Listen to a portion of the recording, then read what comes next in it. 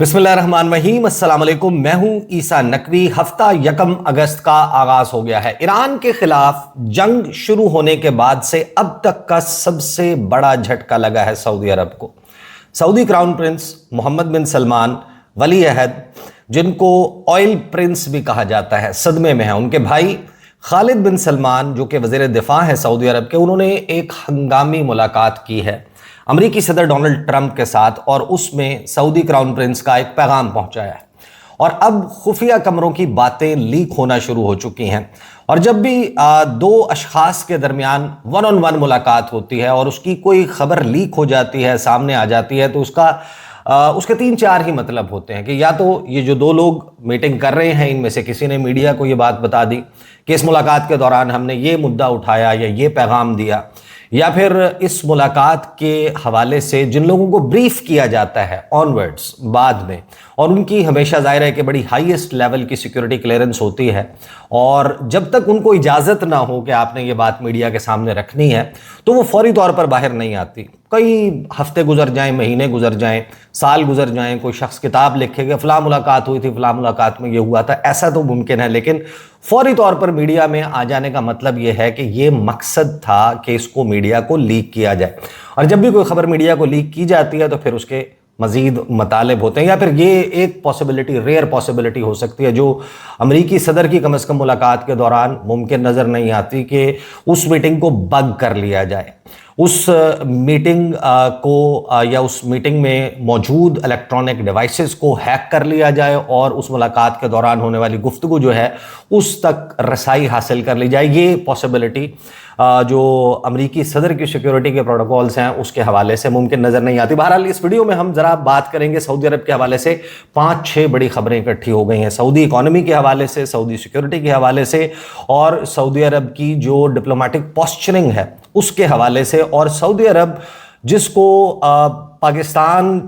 समेत बहुत सारे ममालिक में रहने वाले लोग इनविंसिबल समझते हैं। सऊदी अरब जाहिर है कि एक बहुत बड़ा मुल्क है, सऊदी अरब की इकॉनमी बहुत स्ट्रॉन्ग है, सऊदी अरब जो है उसके हवाले से वह इस्लामी दुनिया का लीडर भी है, और उसका जीडीपी, उसकी जो तेल की दौलत है जिससे वो माला माल है, उसके हवाले से जाहिर है कि यहाँ पर यह समझा जाता है कि सऊदी अरब जो है उसकी मईशत को तो कुछ नहीं हो सकता।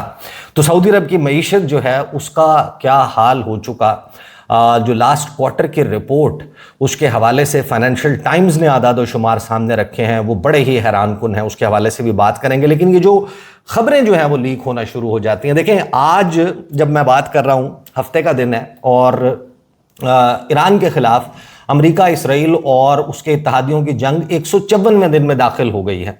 और इस जंग के हवाले से जो खलीजी ममालिक हैं उनका बड़ा ही मिक्स्ड किस्म का रवैया रहा है। कभी ये जंग की हिमायत करते हुए नज़र आते हैं, कभी ये कहते हैं कि डिप्लोमेटिक सोल्यूशन जो है वो उस तक पहुंचना चाहिए, बातचीत के ज़रिए, अफ़हाम व तफ़हीम के ज़रिए हल कर लेना चाहिए। फिर अमेरिकन मीडिया रिलायबल अपने सोर्सेज को कोट करते हुए ये बताता है कि भाई इनके जो लीडर्स हैं, जो क्राउन प्रिंस मोहम्मद बिन सलमान हैं, क्राउन प्रिंस बल्कि अब तो क्राउन प्रिंस नहीं हैं, मोहम्मद बिन जैद जो हैं वो अब हाकिम हैं, जो मुत्तहिदा अरब अमारात है, वो प्राइवेटली फिर कतर से और बहरीन से और फिर कुवैत से ये पैगामात दिए जा रहे हैं ट्रंप एडमिनिस्ट्रेशन को कि go for the kill, Islamic regime का ख़ात्मा कर दिया जाए ईरान में, ईरान को नेस्तो नाबूद कर दिया जाए, तबाह कर दिया जाए। और जब ये खबरें आती हैं तो इन ममालिक में से कोई उसको डिनाई भी नहीं करता। यानी एक ऐसा फेज़ रखा गया कि जिसमें इनकार भी नहीं किया गया, इकरार भी नहीं किया गया, ईरान के ख़िलाफ़ सख्त ज़बान भी इस्तेमाल की गई, टेररिस्ट रजीम भी कहा गया,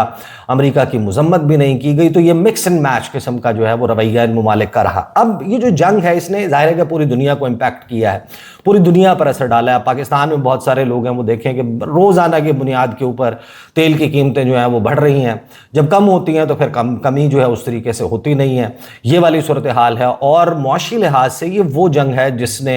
गालिबन दूसरी जंग अजीम के बाद इस दुनिया की इकोनॉमी को सबसे ज़्यादा डैमेज किया है। अगरचे मुत्तहिदा अरब अमारात इस वक्त मेरी गुफ्तगू का मौजू नहीं है और हमने सऊदी अरब के हवाले से स्पेसिफिकली जो रिपोर्ट सामने आ रही हैं वो मैंने आपके सामने रखनी है, लेकिन मुत्तहिदा अरब अमारात के हवाले से मैं ब्रीफली कुछ ज़रा बातें कर दूँ कि वहाँ पर हालात बिल्कुल भी ठीक नहीं है। बहुत सारे लोगों को लगता है कि मुत्तहिदा अरब अमारात जो है वो बड़ा ज़बरदस्त जो है उसने सेल थ्रू किया, अब क्योंकि उस पर हमले नहीं हो रहे। उनकी सूरत हाल ये है कि वहाँ पर टूरिज़म जो है वो उस नहज पर पहुँच गई है कि जहाँ पर वहाँ के शहरियों को ये कहा जा रहा है कि आप किसी को इनवाइट करें, हम आपको इतना पैकेज देंगे, हम आपको ये सहूलतें देंगे या इतने पैसे जो है वो आपको मिलेंगे। इस किस्म के पैकेजेस अनाउंस किए जा रहे हैं और पाकिस्तान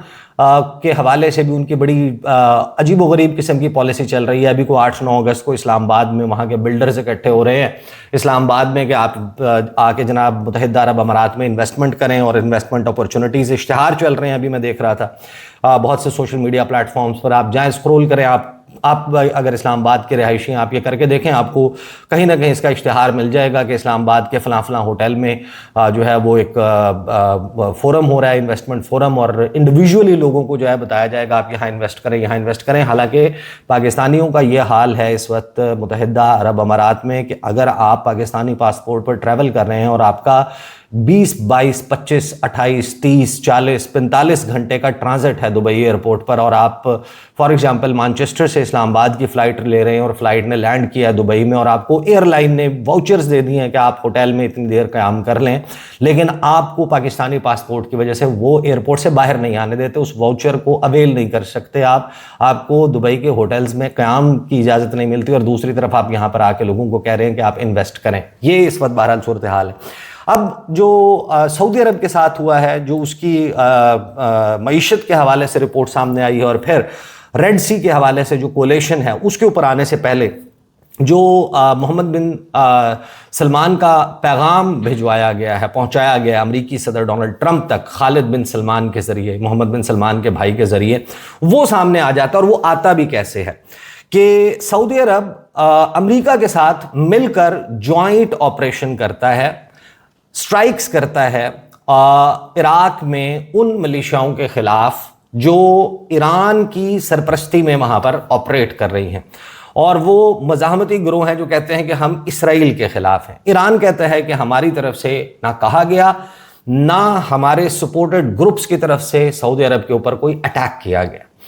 लेकिन सऊदी अरब ये इल्ज़ाम लगाता है, जाहिर है कि उनके पास भी कोई इंटेलिजेंस होगी कि हाँ इन्हीं ग्रुप्स ने हमारे ऊपर हमले किए हैं, प्रोजेक्टाइल्स ड्रोन्स जो हैं वो हमारे ऊपर दागे हैं और मल्टीपल ड्रोन हमले हुए हैं, लिहाजा हमने उनको एक स्ट्रॉन्ग मैसेज देना था, और वो अमेरिका के साथ मिलकर जॉइंट ऑपरेशन करते हैं और वहां पर हमला कर देते हैं। और उसका अंदाज़ा उनको खुद भी हो जाता है कि शायद ये करने से एक बहुत बड़ी लड़ाई छिड़ सकती है और सऊदी अरब के लिए नुकसानात बहुत ज़्यादा हो सकते हैं। और इसी वजह से ये जो पैगाम है इसको मीडिया को, मेरा ख्याल है, मेरी अंडरस्टैंडिंग ये है कि लीक किया गया कि सऊदी वज़ीर दिफा शहजादा खालिद बिन सलमान मुलाकात करते हैं डोनाल्ड ट्रंप से, और अमरीकी मीडिया तक एक 1-on-1 मुलाकात की ये खबर पहुंच जाती है कि इस मुलाकात का मकसद सऊदी वली अहद मोहम्मद बिन सलमान का पैगाम, खसूसी पैगाम जो डोनाल्ड ट्रंप के नाम है सिर्फ, वो पैगाम पहुंचाना जो है वो मकसूद था। और इस मुलाकात से पहले जेडी वैंस के साथ जो मुलाकात हुई अमरीकी नाइब सदर के साथ शहजादा खालिद बिन सलमान की, उसमें सऊदी वज़ीर दिफा ने कहा कि हम ईरान के साथ कशीदगी में कमी चाहते हैं, जॉइंट ऑपरेशन एक तरफ और हम कशीदगी में कमी चाहते हैं। सऊदी वज़ीर दिफा ने कहा कि ईरान नवाज इराकी मिलिशियाओं ने क्योंकि हमारे बुनियादी ढांचे और तवानाई तनसीबात पर हमला करके रेड लाइन क्रॉस की थी, जिसकी वजह से उनको जवाब देना पड़ा। फिर सऊदी वज़ीर दिफा ने यह भी कहा कि इराक में कार्रवाई का मकसद हरगिज़ ये नहीं कि हम कशीदगी बढ़ाने के हामी हैं, इराक में कार्रवाई का मकसद ये बताना था कि मुमलिकत दिफा के लिए हर तरह से तैयार है। फिर सऊदी वज़ीर दिफा ने जेडी वैंस से कहा कि नेतन्याहू ईरान के साथ कशीदगी बढ़ाने पर जोर दे रहे हैं, जबकि सऊदी अरब कशीदगी में कमी का ख्वाह है क्योंकि यह ज़्यादा सूदमंद रास्ता है। अमरीकी मीडिया ने ज़राए का हवाला देते हुए कहा कि सऊदी अरब का इराक पर हमलों का मकसद हौसियों को पैगाम देना था। सऊदी वज़ीर दिफा ने अमरीकी नायब सदर को बताया कि सऊदी अरब हौसियों से निमटने की सलाहियत रखता है। फिर साथ ही सऊदी अरब ने के वज़ीर दिफा जो हैं उन्होंने कहा कि हौसियों के मामले पर फिलहाल अमेरिका की मदाखलत की ज़रूरत नहीं है। यानी कि अमेरिका चाह रहा था कि हम, और डोनाल्ड ट्रंप ने पैगाम भी दिया था कि हम आपके साथ मिलकर जो है वो हौसीज़ के ख़िलाफ़ कुछ करते हैं, लेकिन ईरान को ये अंदाज़ा है, इसका मतलब ये होगा कि सऊदी अरब इस जंग का बाकायदा हिस्सा बन जाएगा। और फिर जाहिर है कि ईरान जो है वहाँ पर तो बड़ी तबाही, जिस किस्म के मिज़ाइल जो वहाँ पर जो सिविलियन इंफ्रास्ट्रक्चर है, लोगों की शहादतें हुई हैं, जिस किस्म के हमले हुए हैं, तो ईरान के तो नुकसानात हुए हैं। लेकिन बदले में ईरान जो कुछ करने की सलाहियत रखता है, और अमेरिका कितना रिलायबल पार्टनर है, ये भी सऊदी अरब को और पूरी खलीज ममालिक को सबको पता चल गया, पूरी दुनिया को पता चल गया कि अमेरिका का तमाम तर मकसद जो है वो इसराइल की हिफाजत ज़रूर है, अपने अड्डों की भी किसी हद तक वो हिफाजत करने के लिए तैयार है, लेकिन इन ममालिक के दिफा के लिए वो कोई अपनी जान और अपनी जो है वो माल लगाने के लिए तैयार नहीं है। तो फिर अमेरिका जो है वो, अगर अमेरिका बहादुर ये सब कुछ करके खुद पीछे हो जाता है और सऊदी अरब जो है वो एक ऐसे मामले में फंस जाता है जहाँ पर ये भी अटैक कर रहे हों ईरान के ऊपर, लेकिन बदले में जो ईरान अटैक कर रहा होगा वो इनके लिए बड़ा नुकसानदेह होगा। तो एक तो पैगाम जो है वो ईरान को इस किस्म का दिया गया, लेकिन इसके पीछे स्टोरी क्या है कि सऊदी अरब जो है वो तेल की दौलत से माला माल, और फिर जाहिर है कि जो मालो दौलत का अंबार है वो सऊदी अरब के पास है। सऊदी अरब जो है उसका विजन 2030, और उसके लिए उनको बहुत ज़्यादा पैसा रिक्वायर्ड है। मोहम्मद बिन सलमान के जो ड्रीम्स हैं, जो उनके ख्वाब हैं कि सऊदी अरब की मईशत जो है उसको खुद इन्हसारी की तरफ लेकर जाया जाए, यानी कि सिर्फ एक जो तेल की दौलत है, सिर्फ तेल जो है उसको बेचकर पैसा कमाना नहीं, बल्कि हमने मुतबादिल ज़राए, रिलीजियस टूरिज़म ऑलरेडी मौजूद है, अदरवाइज टूरिज़म क्रिएट किया जाए, स्पोर्ट्स का हब बनाया जाए, यहाँ पर इंटरनेशनल फर्म्स को लाया जाए, ये सब कुछ उनका करने का मकसद था। लेकिन इस जंग में सऊदी अरब की मईशत, जिसके पास दूसरा समंदरी रास्ता मौजूद है, बहिरे अहमर मौजूद है, उसको कितना बड़ा डेंट लगा है, उसके हवाले से अब रिपोर्ट सामने आ रही हैं। फाइनेंशियल टाइम्स ने ये रिपोर्ट किया, उसके बाद पूरी दुनिया के मीडिया ने इसके हवाले से बात की। ये मेरे सामने अनादोलू मौजूद है, फिर उसके बाद मुख्तलिफ इंटरनेशनल मीडिया जो है वो इसके हवाले से रिपोर्ट कर रहा है कि Saudi economy contracts 4.8% in the second quarter, most in 6 years, as oil activity tumbles, के जो तेल एक्सपोर्ट नहीं कर पा रहा सऊदी अरब, और अभी इसमें बाबुल मंदब वाला इम्पैक्ट नहीं आया, ये सिर्फ और सिर्फ मामला जो है वो खलीज फ़ारिस और आबनाए खुरमुज़ की बंदिश और वहाँ पर शोरिश की वजह से पैदा हुआ है। And when you talk about Saudi economy,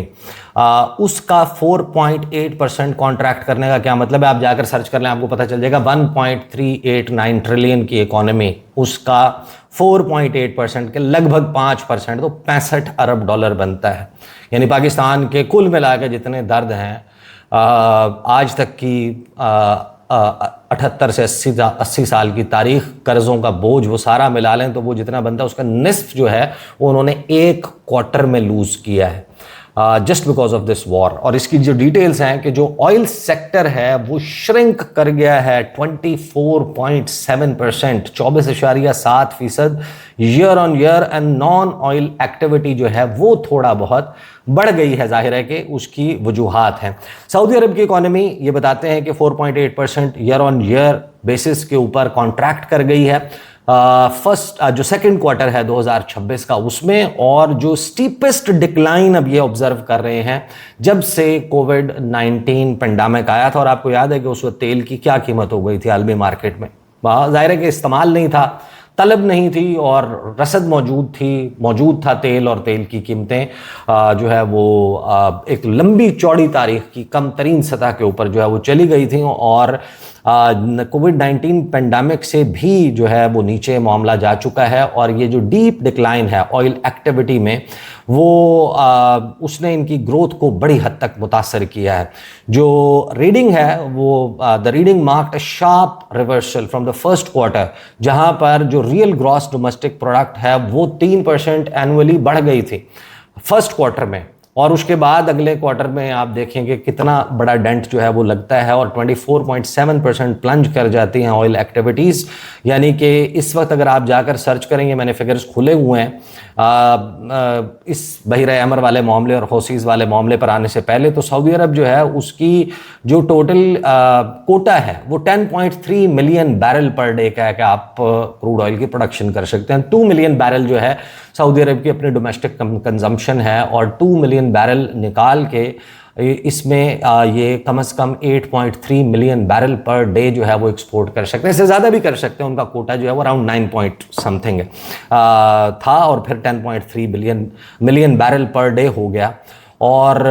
जिसका मतलब यह है कि 1,88,000 बैरल जो है वो तेल का जो टारगेट है वो भी उनका मौजूद था कि मंथली जो है वो उसको लेकर जाएंगे। और यहाँ पर पर डे जो है वो उसके हवाले से अगस्त और सितंबर 26 के हवाले से था। अब इसमें जो फिगर्स हमारे सामने आ रहे हैं वो ये कि रफली जो क्रूड ऑयल प्रोडक्शन है वो 10 से 36% मुख्तलिफ औकात में इस जंग के दौरान इसमें कमी आई है क्रूड ऑयल की प्रोडक्शन में, और 24.7% जो है वो ड्रॉप आ गया है ऑयल सेक्टर में। ये वो इम्पैक्ट है। और सऊदी अरब का इस खबर को लीक करना कि हम ईरान के साथ कशीदगी नहीं चाहते, इसकी वजह यह है कि यहाँ पर जो अगरचे सऊदी अरब के पास बहिरा अमर का रास्ता मौजूद है और अब जो बहिरा अमर के रास्ते पर हुआ है उसके हवाले से ख़ास तौर पर जो इस वक्त गार्डियन ने एक रिपोर्ट शाया की है और उस रिपोर्ट को फिर रिप्रोड्यूस किया है टाइम्स ऑफ इजराइल ने, और बहुत सारे जो इस वक्त अमेरिकन एंड यूरोपियन मीडिया है वो इसके हवाले से बात कर रहे हैं कि एक तो 14 मेंबर अलायंस बनाया है सऊदी अरब ने, कि सऊदी अरब, या रॉयटर्स मेरे सामने मौजूद है, पहले ज़रा रॉयटर्स की स्टोरी देख लें कि जो सऊदी अरब है उसने एक प्लान सामने रखा है, एक मल्टीनेशनल मैरीटाइम डिफेंस कोलिशन है जो बाबुल मंदब है, आबनाए बाबुल मंदब और रेड सी, वहाँ पर शिपिंग के हवाले से। और उसमें इन्होंने इनवाइट भी किया है तकरीबन 43 कंट्रीज़ और यूरोपियन यूनियन के लोग, उन्होंने भी अटेंड किया इस मीटिंग को और उसमें इस कोलिशन के हवाले से बात की गई। कोलिशन में इन्होंने जिन ममालिक को शामिल किया है उसमें तुर्की शामिल है, उसमें पाकिस्तान है, उसमें मिस्र, इजिप्ट है, उसमें सूडान है, उसमें जिबूती है, और उनकी एक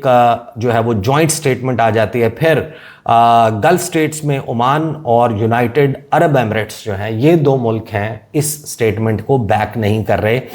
यानी कि मुत्तहिदा अरब अमारात अपनी वजूहात से, उनकी अपनी एक मुखासमत सऊदी अरब के साथ चल रही है, और ओमान जो है वो इस सारे मामले में बिल्कुल ही न्यूट्रल रहना चाहता है। और वो क्योंकि आबनाए हुर्मुज़ के हवाले से एक जॉइंट प्लान चाहता है ईरान के साथ कि वहाँ पर हम भी उसका फ़ायदा उठाएं, तो एक तरफ तो ये आ रहा है कि यहाँ पर एक जो नेवल ब्लॉकेड सऊदी अरब की अनाउंस हुई है रेड सी के हवाले से, क्योंकि अगर आबनाए बाबुल मंदब जो है उसको इस्तेमाल करके एशियन मार्केट तक सऊदी ऑयल ने पहुँचना है तो 16 दिन लगते हैं, 16 दिन में चीज़ें जो है वो पहुँच जाती हैं। और अगर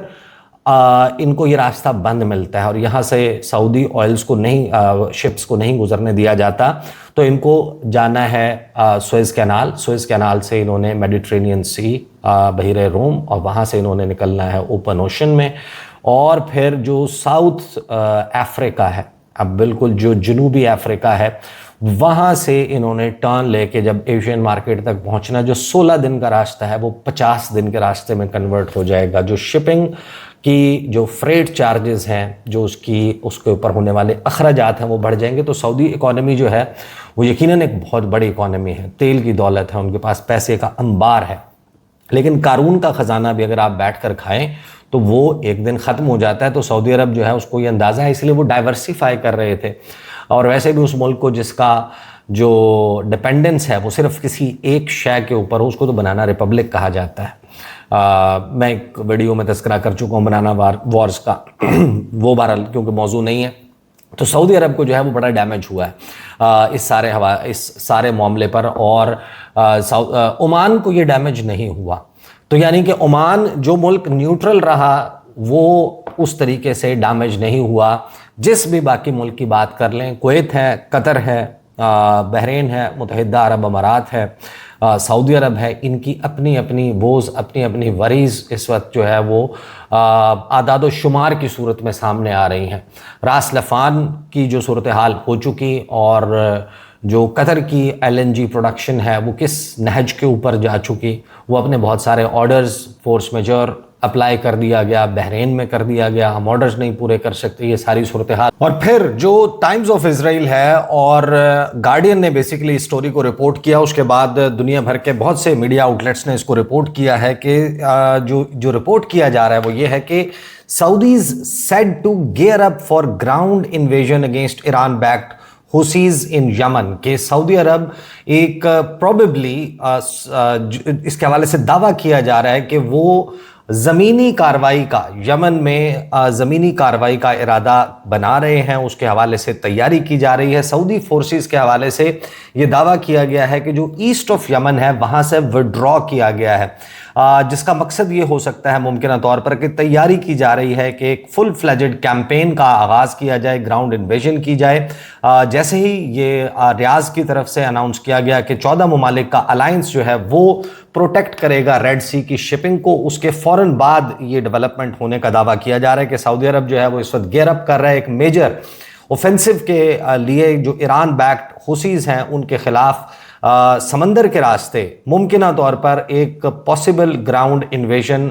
की जा सकती है, ग्राउंड ऑपरेशन किया जा सकता है। और इस रिपोर्ट में यमनी सोर्सेज को कोट किया गया है गार्डियन की तरफ से कि जो सऊदी फोर्सेज हैं उनको देखा गया है कि वो यमन के मशरिक से वो विड्रॉ कर रहे हैं, जिसका मकसद ये हो सकता है कि अब ग्राउंड अटैक की तैयारी की जा रही है। अगरचे 4 साल से जो है वो इस वक्त